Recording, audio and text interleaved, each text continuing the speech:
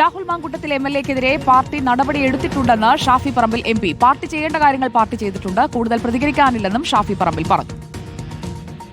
ഞാൻ ആ വിഷയത്തിൽ കൂടുതൽ പ്രതികരണങ്ങളിലേക്കില്ല. പാർട്ടി ചെയ്യേണ്ട കാര്യം പാർട്ടി ചെയ്തിട്ടുണ്ട്, നടപടി എടുത്തിട്ടുണ്ട്. ഇനി കൂടുതൽ എന്തെങ്കിലും ചെയ്യേണ്ട കാര്യങ്ങൾ പാർട്ടി ചെയ്യേണ്ടതില്ല. ഇനി അതിൽ കൂടുതൽ പ്രതികരണങ്ങൾ വേണമെങ്കിൽ പാർട്ടി ആലോചിച്ചിട്ട് വേണ്ട കാര്യങ്ങൾ ചെയ്യും.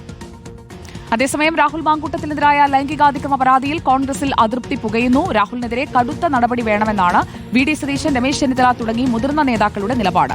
വിവരങ്ങളുമായി R. റോഷിപാൽ നമുക്കൊപ്പം. R. റോഷിപാൽ, പാലക്കാട്ട് VD സതീശൻ, ഇപ്പോൾ നമ്മൾ കേട്ട ഷാഫി പറമ്പിൽ MP-യുടെ പ്രതികരണം, ഈ നടപടിയെടുത്തു, ഒരാൾക്കെതിരെ ഒരു തവണയല്ലേ നടപടിയെടുക്കാൻ കഴിയൂ എന്ന ചോദ്യം നിൽക്കുമ്പോൾ മറ്റു നേതാക്കളുടെ നിലപാട് എന്താണ്? ഇന്നലെ പുറത്തുവന്ന ശബ്ദരേഖ കൂടി കേട്ട ശേഷം.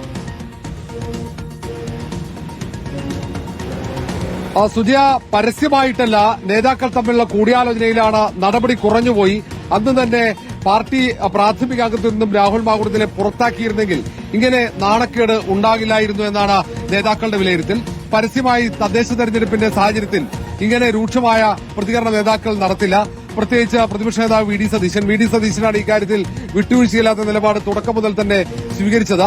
പാർട്ടി വേദികളിൽ രാഹുൽ മാങ്കൂട്ടത്തിൽ പ്രത്യക്ഷപ്പെടുന്നത് അത് എതിരാളികൾക്ക് ആയുധമാകും എന്ന വിലയിരുത്തൽ കൂടി നേതാക്കൾക്കുണ്ട്.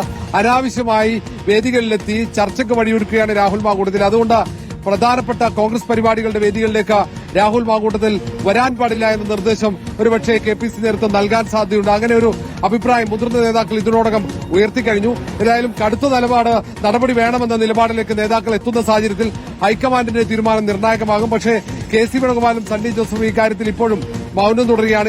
ഇവരുടെ നിലപാട് ഇതുവരെ വ്യക്തമാക്കിയിട്ടില്ല. സുജയ.